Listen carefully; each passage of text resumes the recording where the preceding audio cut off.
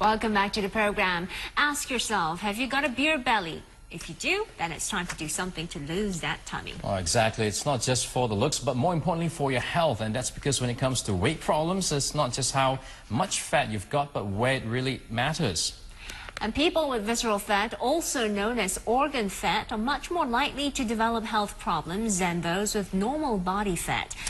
That's right. And to tell us more about killer fat, we have Dr. Alvina Nam, who is in the studio with us this morning. Thank you for joining us. First of all, can you tell us exactly what is this killer fat? Visceral fat. Visceral fat is actually the fat that's found in your abdomen, right inside, packed in between the organs and around the organs like the kidneys, the liver. And they're quite different from the subcutaneous fat that's really beneath your skin. The visceral fat is the one that gives a person the protruding abdomen and gives them a beer belly, and also the body shape like a pear instead of the apple.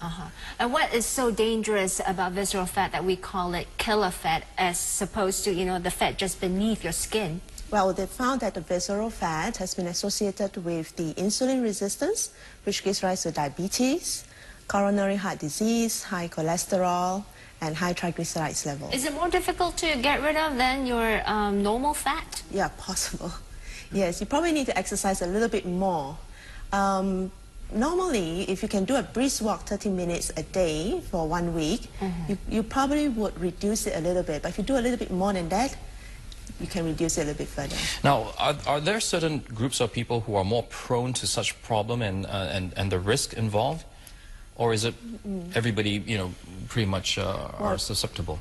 Generally, if a person is living a sedentary life and is eating a diet that's high in saturated fat, they will always be prone to developing visceral fats. But there's certain groups of people who are much more prone to it. Men, for example, tends to accumulate weight around the abdomen, and women generally do not until they're after their menopause.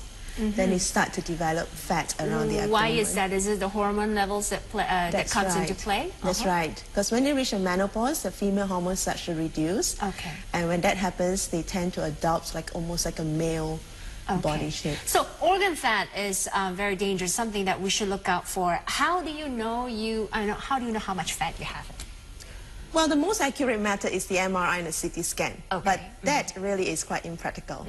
We can do simple measurements, waist circumference. For men, if they're more than 40 inches in waist circumference, that's too high. For female, be more than 35, or do a waist-hip ratio. But nowadays, they do have equipment that's a bit more sophisticated. Doctor, we have the exactly. equipment. And we're going to do a demo right here, and I'm going to put myself to the test and get on this machine that we have here in the studio. So all I have to do is to stand on the weighing machine. Yes. And what do I do? Well, I would have key in your basic details, like your age and... We've already taken some preliminary measurements. That's right. And then you hold it up. Okay. And after a while, the figures will be there. Yeah. And what is it showing, and what is it? Am I healthy? Am I not healthy? Well, your visceral fat is 14%. Normally, it should not be above 9%. Oh dear. So you're too high. I'm too high. Okay, I should do something about that. That's right. Okay. And how accurate is a machine like that?